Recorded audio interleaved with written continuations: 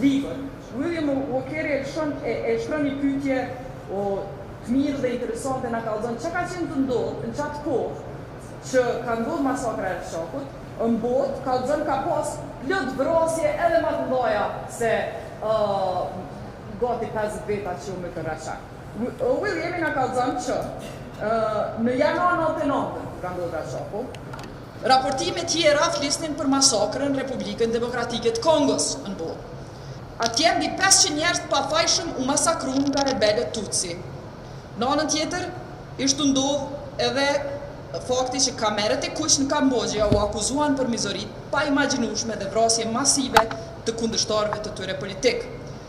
Lufta civile në Sierra Leone, që ishte duke ndodhur, u përshkrua si shumë më e rëndë se Kosova, me 1500 civil që ju amputuan gjymtyrët. E lufta civile në Yemen vazhdonte të shkaktonte vdekje e shkatrime në accept të trazuar të lindjes së mesme.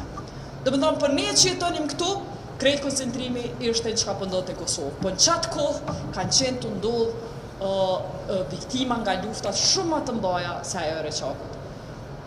Për çato zoni Walker, kisha filluar me ty në çet moment, pse mendon që imagjinatën e botës dhe të intervenimit e mur Reshaku e jo diçka tjetër? How can we explain the effect that Reshak had versus the context, what was going on at the same time? The next microphone. Thank you for having me. Faleminderit shumë për ftesën.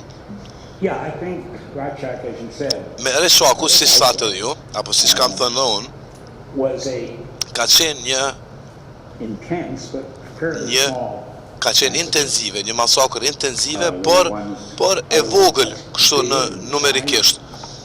Ka pas masakra më të mëdha numerikisht dhe më të tmerrshme në botë, por konteksti i masakrës së Reshakut ka qenë një kombinim gjërash të ndryshme. Ka qenë pikë së pari, ka pas mas pari, efekti i ndodhive në Bosnjë ka luajtur rol, sepse atje bashkësia ndërkombëtare u ndi fajtore, sepse vetëm kishte ndajtur pa bërë asgjë, qërsa dhuna e tmerrshme ndodhte në Bosnjë, në Srebrenicë dhe në pjesë të ndryshme të Bosnjës dhe Hercegovinës.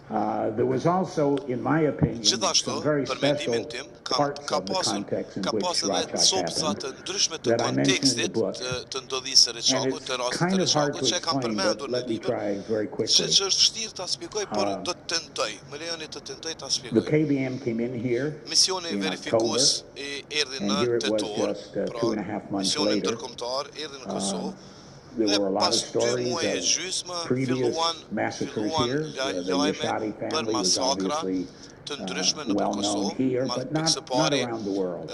pra vrasja e familjes One of the Jashari reasons for ishte that më e was that famshmja I don't know dhe if the reporters, if the tash journalists unë nuk got e to the di Yashadi nëse site gazetarët and reported kishin right away arritur what të had happened. lajmërojnë, But I ta was shpërndajnë able to lajmin me get një out herë to Reshak për ndodhin, within a por mere unë në 8-10 rastin e hours Reshakut of when the killing had taken place. qenë në gjendje So there was the shkoj atje immediacy of 18 orë pas my përfundimit, and pra the jo më shumë se KBM's 18 orë arrival pas at the site. përfundimit, pra pasi që And kishte I said ndodhur what I masakra. saw. Dhe I unë just shkova atje explained what I had bashkë me seen ekipin and tim, me misionin tim, a pra me conclusion detyrën time that dhe I and others drew deklarova from it. atë që pash, And atë që kisha parë. it went around the world in Dhe terms of lajmi u the përhap news that an gjithandej në botë, international pra në mission mënyrë had said duke this u was a thënë se massacre, a crime against kreu i humanity. ekipit verifikues, i misionit verifikues të Kosovës kishte pra The world had to deklaroj react, and it një did with krim front page që stories, një etc. krim pra Now, normally that që would have ata died over time. That kanë would parë, have kanë qenë evaporated dëshmitar as të other massacres took place here and elsewhere in the world. viktimave të një masakre. But there were a couple of things that Ishin happened edhe that, disa that gjëra were që, happening pra at ishin that edhe disa time. gjëra që po And I ndodhin në atë mentioned them in the kohë. book, Dhe and unë i maybe kam some of them përmendur have në nothing to libër. do with what happened. But Disa ndoshta the mund të mos jenë leaders të of the ndërlidhura contact shumë, por group, the leaders udhëheqësit of e the large grupit të nations that kontaktit të were pra të involved shteteve and të worried mëdha, about të what was happening përfshira in dhe të Kosovo. shqetësuara për atë Each që po one ndodhte në of the Kosovë, leaders, secili persons, lider, had se cili reasons to person pra, try kishte and divert arsye, attention kishte from arsye something that they were involved in. për të The tentuar one I ta know best shmangte because vëmendjen, pra ta çonte I vëmendjen was diku following the tjetër. news in Unë Washington was, of I course, përcjellja lajmet në Bill Washington dhe Clinton, the president, Bill Clintoni, presidenti Bill was Clinton, being, atëherë being hounded by our Congress. ishte, domethënë, po ata They po were e going po to e try sulmonin, and po impeach i bënin him. presion And Kongresi there Amerikan, was mundoheshin constant stories in ta, the pra, newspapers about Monica t'i bënin Lewinsky, the impeachment, scandals, and all this sort of thing. So, pra kishin Bill filluar Clinton, të donin të I bënin një admire him as mocion a kundër president, but tij at dhe that moment ai he ishte was kryetari i very SBA-ve, por në ato underwater momente ishte kogja with si nën ujë. his personal problems. Pra me ishte si duke In u London, kufatur Tony me Blair, problemet another veta principal at the personale. time, Në anën tjetër, Tony Blair, he was udhëhesi having serious I problems Britanisë with së the Madhe. Parliament. Pra Every edhe ai day po he was kishte being called probleme up me at the parliamentary sessions parlamentin and britanik, criticized for po e one or another kritikonin policy. atë për politika të In ndryshme. Germany, Në Chancellor Gjermani, Schroeder kancelari Schroeder was also, he had just come into office. gjithashtu There was sapo a lot kishte of marrë arguments in pozitën, Germany sapo kishte about marrë whether he was detyrën going e to tij take dhe aty Germany in a e more kishte shumë diskutime se militaristic way, a do we ta were going to be merrte more ai involved in pushtetin, NATO a and do that sort of thing. kishte So he had qasje his më problems. ushtarake, All of the duke leaders tentuar që on that very Gjermanin ta day fusë në NATO were dhe të ketë involved këtë in synim. issues that they wanted Pra, to divert attention from. dhe pra And lo and behold, në këtë the news mënyrë comes vëmendja out ishte about a tjetër kund. massacre Dhe in Russia, në gjithë and këtë, pra në këtë with the situatë memories of doli Bosnia-Herzegovina, with the memories of places where the United Nations and the international community had not reacted to what was obviously a serious matter and let people be killed without recourse, it all came together. And boom. Then President Milosevic and his cohorts in Belgrade, in their attempt to try to explain what had happened in Rajak as a military battle, the KLA was engaged, it was two armies fighting each other, etc. That went from that to just almost announcing that anything had happened, and claiming that I and others had reclothed the bodies and moved the evidence around, etc. Every day he seemed to make a decision that brought the issue back to the front pages of the international press. As I say, he made mistakes, tactical mistakes, that propelled it once again every day to the front pages of the press. And so the leaders of the free world, as we call them, including Russia, decided that something had to be done. And that was when NATO got pulled into it. So it's interesting what you say, that because of how he tried to camouflage what went on, it actually brought more and more attention that he was lying and that what you were saying was true. But nevertheless, the book goes in detail explaining the kind of influence that Serbia's propaganda was having on other nations, not on the American officers of the Kosovo Verification Mission, but on Finnish, on French, on Italian. Can you tell us a little bit about that background of what was going on behind the scenes in the KVM mission, something you explain in the book very well? I'm not sure I can. I was in Pristina, I was in Kosovo, we were just building up the mission. We were just getting going. We were just getting some of our verifiers, which is what we called our monitors. And so I was concerned with that. But you could have ended up in Montenegro, you said at some point. You were in Montenegro. Oh, yeah. I went to Montenegro on the 15th of January. And I flew over there because we were trying to annoy Milosevic. We were trying to show him that the KVM was in fact something real. And it was suggested to me, I don't remember by who, maybe by Dick Holbrooke, maybe by Madeleine Albright, maybe by the French government, I have no memory. But the idea was that I would go to Montenegro, I would meet the I guess he was the prime minister at the time, and I would ask for permission to open a KVM office in Montenegro. Now, Montenegro was in this strange relationship with Serbia as part of a federation, and the idea was that if he permitted us to open an office there, it would show that the KVM was not just for Kosovo, but it had an outreach into a part of Serbia, Montenegro. And he readily agreed. I think, as I remember, he and Milosevic were in a bit of a political struggle between them, and he was more than happy to let the KVM open an office in So if you Podgorica. would delay that return, it would have been your deputy, a Frenchman, who would have gone to Rasak. Now, can you explain to us what would it, in the book you go deeper and try to imagine what if someone else went there?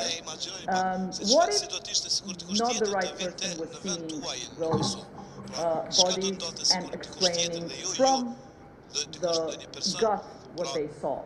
Like, what would have happened if your deputy went there, Frenchman instead of you? Well, my French deputy was a French Foreign Service officer whose name was Gabriel Keller. And Gabriel came to me in a sort of strange way, which is in the book. The French Foreign Ministry was very upset that I, an American, had been named head of mission.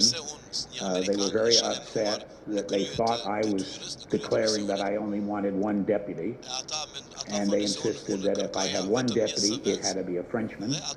And I ended up with 6 deputies. Thus I learned how European politics work. But the French government always insisted that Gabriel Keller, Ambassador Keller, was my principal deputy, so that if I stood aside, if I was traveling, if I was otherwise occupied, Gabriel Keller would speak for the KVM. And I've often asked myself that question. If I had not been here, if I had not arrived the night of the 15th, when the event took place during the night, if I had still been in Montenegro and Gabriel Keller had gone to see what was happening or what had happened in Račak, I think he would have spoken very differently from what I said.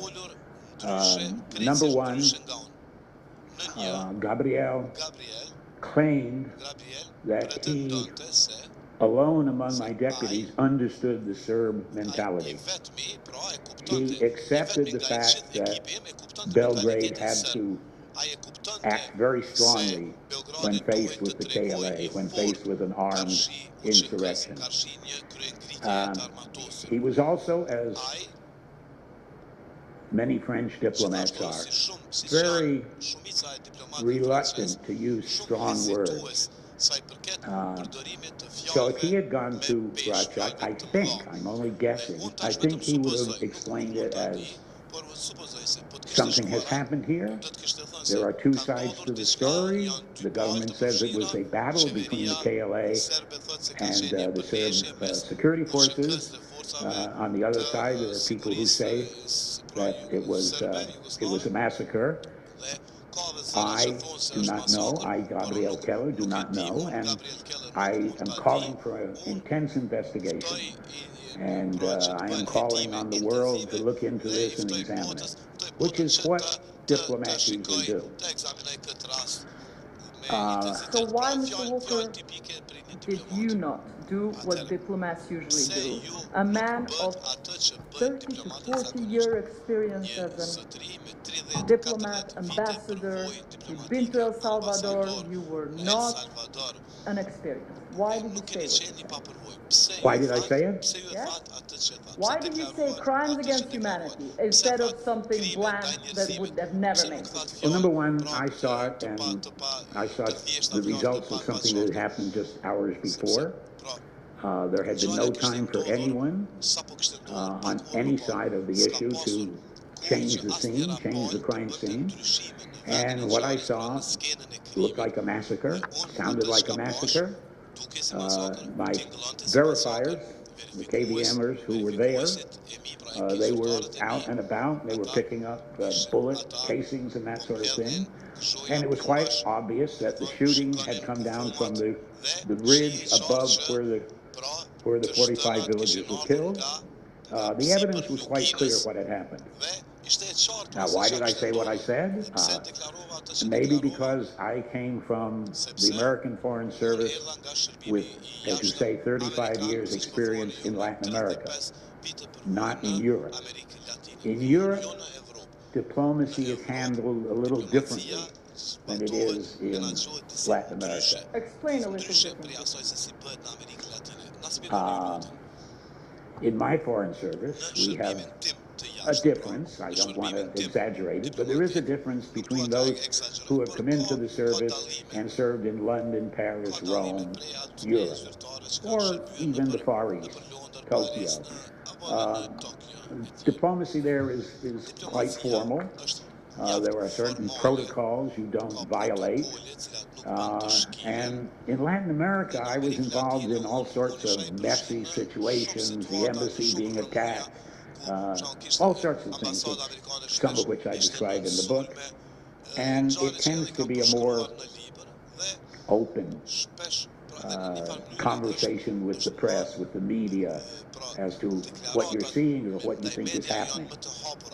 As I say in the book, I had a very serious event, much like the Rorschach massacre, in which there was a 10-year civil war in El Salvador, and I was there for the last 4 years as ambassador, the American ambassador.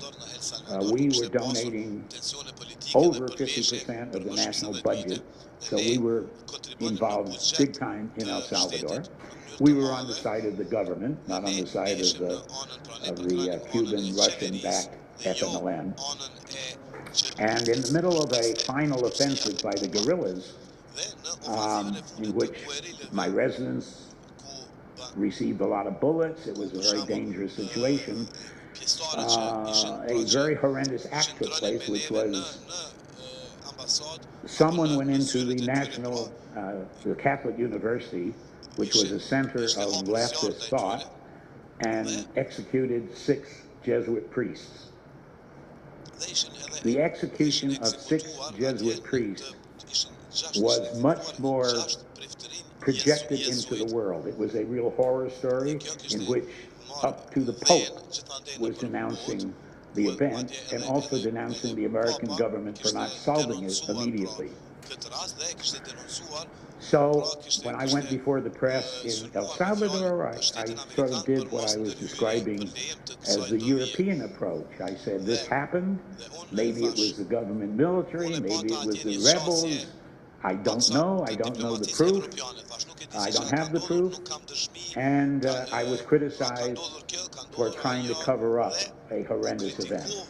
As I say, the Jesuit order, which is worldwide, well respected, up to the Pope, criticized me personally for not coming out and telling what they assumed was the truth. So in the book you say, some would have said that I wanted with Rorschach to make up what I didn't do in Latin America. Right. If you How did you, in that conversation with yourself, were you making it up? I have no idea. I really don't know. Many people, not many people, but people have said that. I think if you go onto Wikipedia or onto those sources, you will find people who say that I was atoning for what I not said in El Salvador by immediately denouncing the government here.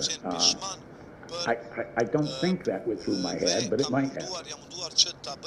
But to explain this background to the European diplomacy and the way it works, I want to read from the post-Rorschach atmosphere, political atmosphere that followed when you were so controversial in just explaining what you saw.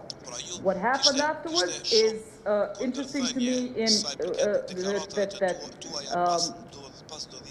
the Europeans demand an investigation and they send a Finnish forensic expert to look at the bodies in Rorschach.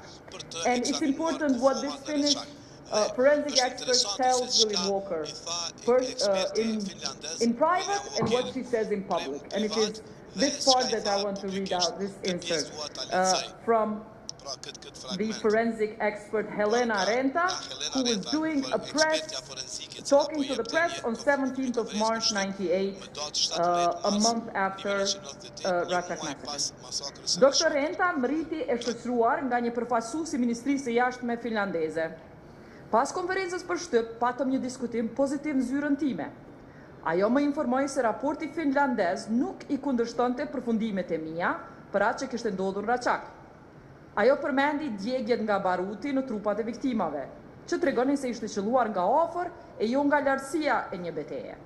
Në raport përmbledhës me 4 faqe, një raport përmbledhës me 4 faqe do të publikohej më njëherë, por raporti përfundimtar, tha ajo, duhej fillimisht të dorëzohej BE-s edhe gjyqtarës Marinković, edhe nuk do të ishte gati për disa javë. Problemi ishte se raporti autopsis i Dr. Rentës ishte analiza e vetme e pavarur dhe nuk ishte pjesë në një hetimi më të gjerë kriminal. Ai bazohej vetëm në ekzaminimin e trupave të cilët, siç pranoi ajo, ishin trajtuar keq nga ekipi qeveritar. Nuk ishte referenca për prova tjera nga vendngjarja, nuk ishte dëshmi të dëshmitarës apo ndonjë element që mund të ndihmonte në interpretimin e gjetjeve të saj. Në konferencë për shtyp, Dr. Renta e shmangu polemikën politike duke u përqendruar në shpjegime mjekësore dhe ligjore që e maskonin rëndësinë e gjetjeve të saj. Kur hym konferencë, Dr. Renta ishte qartësisht e emocionuar edhe nervoze. Bazuar në bisedën tonë paraprake, isha i sigurt se ajo nuk do të minonte pozicionin tim, por gabova. Komentet e saj ishin të kujdesshme edhe të pasigurta. Ajo nuk tha asgjë që të provonte ose mehonte verzionin e qeverisë apo timin. Ajo theksoi se ishte shkencëtare e aftë në laborator apo në klas, por jo detektive apo komentatore politike.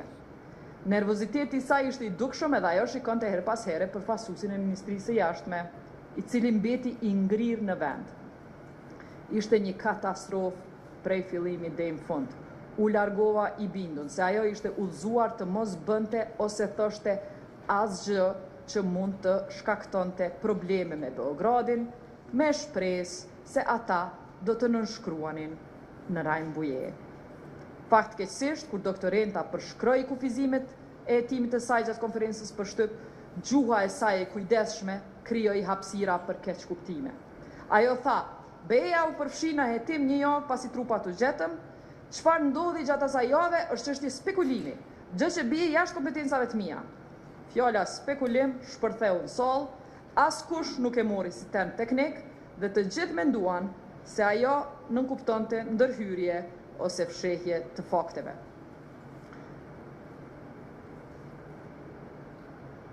The word speculation continues to shade a shadow over the entire affair, despite the fact it had. It's great to go back and explain how it all started, how much pressure this woman has seemed to have obviously had to say what she wanted to say. On top of this, one detail you explain in the book is that your deputy wanted to stay in Kosovo after the KVM mission reached. So the world was clearly on the edge. It was not so obviously as we see it today on the side of Kosovo. Well, that's all true. No, my French deputy again, and I speak somewhat harshly about him in the book. He was really my biggest problem.